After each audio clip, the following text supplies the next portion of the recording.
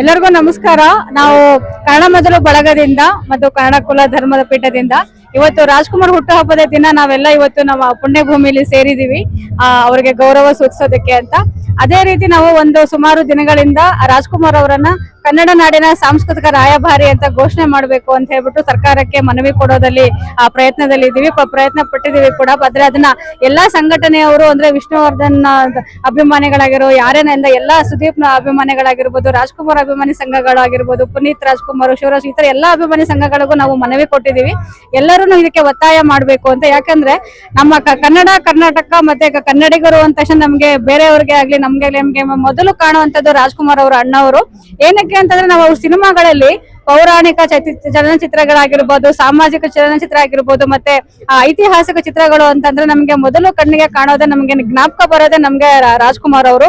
ಈಗ ಶ್ರೀ ಕೃಷ್ಣದೇವರಾಯ ಅಂದ ತಕ್ಷಣ ನಮ್ಗೆ ರಾಜ್ಕುಮಾರ್ ಅವ್ರು ಕಾಣ್ತಾರೆ. ಮಯೂರ ಅಂತಂದ್ರೆ ನಮ್ಗೆ ರಾಜ್ಕುಮಾರ್ ಅವ್ರು ಕಾಣ್ತಾರೆ.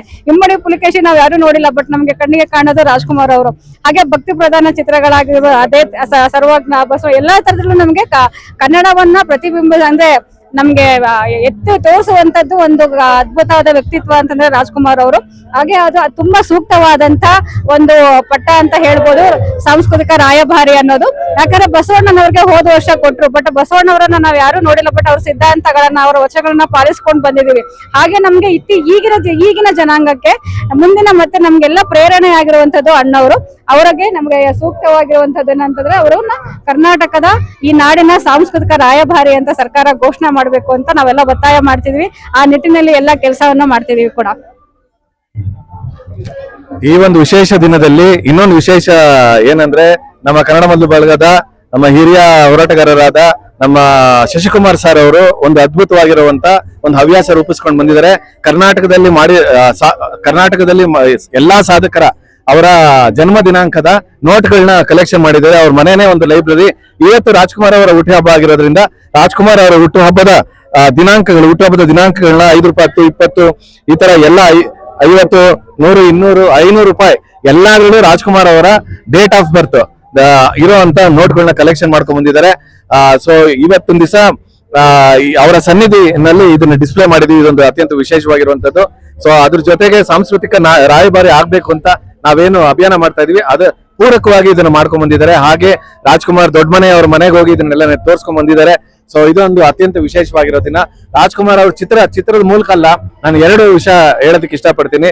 2000 ಕರ್ನಾಟಕದ ಇತಿಹಾಸನ ಬಿಂಬಿಸುವಂತ ಏಕೈಕ ವ್ಯಕ್ತಿ ರಾಜ್ಕುಮಾರ್ ಅಂತ ಮೊದಲನೇದು.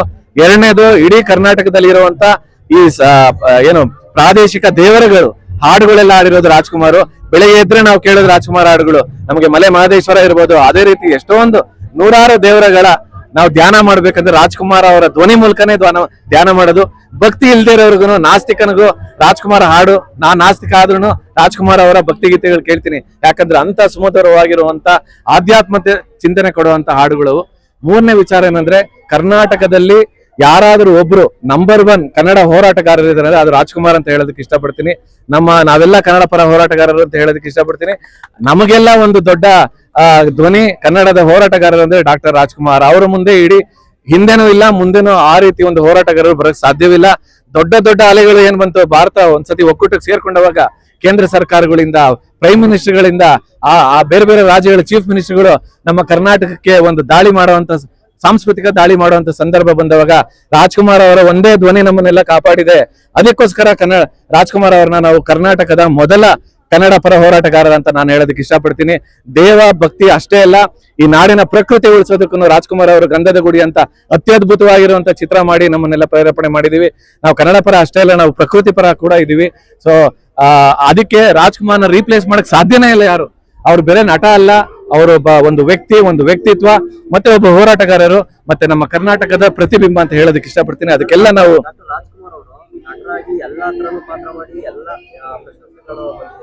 ಮತ್ತೆ ಆತರ ನಮ್ಮ ಚಿತ್ರರಂಗಕ್ಕೆ ಯಾರಾದ್ರೂ ನಟರು ಬರ್ಬೋದು ಅಂತ ಬರ್ಲಿ ಅಂತ ನಾವು ಯಾವಾಗ್ಲೂ ಆಶೆ. ನಾವು ಕನ್ನಡದವರಾಗಿರೋದ್ರಿಂದ ನಮ್ಮ ಕನ್ನಡ ಮಣ್ಣಿನಲ್ಲಿ ರಾಜ್ಕುಮಾರ್ ತರ ಇನ್ನೊಬ್ರು ಹುಟ್ಟಿದ್ರೆ ಅದಕ್ಕಿಂತ ಅದೃಷ್ಟ ಬೇರೆ ಇಲ್ಲ. ಆದ್ರೆ ಇವಾಗ ಸದ್ಯಕ್ಕೆ ನಮ್ಮ ಒಂದು ಅವ್ರಿಗೆ ಬಂದಿರೋಂತ ಅವಕಾಶಗಳು ಎಲ್ಲಾ ರೀತಿಯ ಒಂದು ಪಾತ್ರಗಳೇನ್ ಮಾಡಿದ್ದಾರೆ, ಮುಂದೆ ಆ ರೀತಿ ಬರೋ ಸಾಧ್ಯತೆ ತುಂಬಾ ಕಡಿಮೆ ಆಗುತ್ತೆ. ಇನ್ನ ಅಟ್ಲೀಸ್ಟ್ 2000 ವರ್ಷ ಆದ್ರೆ ನಮ್ಮ 2000 ಇತಿಹಾಸಗಳ ಪುಟಗಳು ಸೇರಿದವಾಗ ಅದನ್ನ ರೆಪ್ರೆಸೆಂಟೇಷನ್ ಮಾಡೋದು 1000 ವರ್ಷ ಆದ್ಮೇಲೆ ಯಾರಾದ್ರೂ ಬರ್ಬೋದು ಅಂತ ಅನ್ಕೊಂತೀನಿ. ರಾಜ್ಕುಮಾರ್ ಅವರು ಇವಾಗ ಮಾಡಿರೋದು 2000 ವರ್ಷದ ಇತಿಹಾಸಗಳ ರೆಪ್ರೆಸೆಂಟೇಷನ್, ಬೇರೆ ನಮ್ಮ ಕಾಲದಲ್ಲ 100 ವರ್ಷ ಇಲ್ಲ 500 ವರ್ಷ ಇಲ್ಲ. ಸೊ ಅದಕ್ಕೆ ಮುಂದೆ ಯಾರಾದ್ರೂ ಹುಟ್ಲಿ ಅಂತಾನೆ ಖಂಡಿತವಾಗ್ಲು ನಾವು ಆಶಿಸೋಣ ಅಂತ ನಾನು ಆಶಿಸ್ತೀನಿ ನಾನು.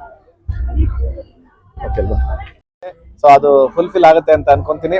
ವಿಶೇಷವಾಗಿ ಇದು ಅವರ ಒಂದು ಏನ್ ಹೇಳ್ತೀವಿ ಹವ್ಯಾಸದ ಇತಿಹಾಸದಲ್ಲೇ ರಾಜ್ಕುಮಾರ್ ಅವ್ರದ್ದು ಮಾಡಿರೋದು ಅತ್ಯಂತ ದೊಡ್ಡ ವಿಚಾರ ಅಂತ ನಾವೆಲ್ಲ ಭಾವಿಸ್ತೀವಿ. ವಿಶೇಷವಾಗಿ ಏನಂದ್ರೆ ನಿನ್ನೆ ಅವ್ರ ಮನೆಗೆ ಹೋಗಿದ್ದೇನೆ, ಇದನ್ನೆಲ್ಲ ತೋರಿಸಿ ಶಿವಣ್ಣ ಅವ್ರ ಹತ್ರ ಎಲ್ಲ ಸಿಗ್ನೇಚರ್ ಹಾಕ್ಸ್ಕೊಂಡಿರುವಂತದ್ದು ಎಲ್ಲ ತೋರಿಸಿ ಬಂದಿದ್ದಾರೆ. ಸೊ ಅವರು ಕೂಡ ದೊಡ್ಡ ಮನೆಯವರು ಬಹಳ ಖುಷಿ ಪಟ್ಟಿದ್ದಾರೆ ಈ ತರ ಒಂದು ವಿಶೇಷವಾಗಿರುವಂತ ಒಂದು ಹವ್ಯಾಸ ಇಟ್ಕೊಂಡಿರೋದ್ರಿಂದ. ಸೊ ನೋಡಿ ಕರ್ನಾಟಕದಲ್ಲಿ ಎಂತೆಂತ ಮಹನೀಯರು ಇರ್ತಾರೆ ಅನ್ನೋದಕ್ಕೆ ಈ ನಮ್ಮ ಶಶಿಕುಮಾರ್ ಸರ್ ಕೂಡ ಒಬ್ರು ಅಂತ ನೀವೆಲ್ಲ ಒಂದು ಪ್ರೇರೇಪಣೆಯಾಗಿ ತಗೊಬಹುದು ಅಂತ ನಾನು ಹೇಳೋದಕ್ಕೆ ಇಷ್ಟಪಡ್ತೀನಿ.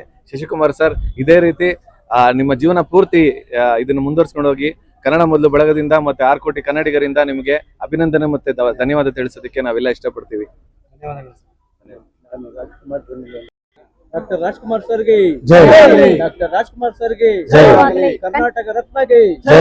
ಕರ್ನಾಟಕ ರತ್ನಗೆ ಜೈ. ಮುಂಬರುವ ಸಾಂಸ್ಕೃತಿಕ ರಾಯಭಾರಿ ನಮ್ಮ ರಾಜಣ್ಣ ಅವರಿಗೆ ಜೈ. ನಾಡ ಸಾಂಸ್ಕೃತಿಕ ನಾಯಕನಿಗೆ ಜೈ.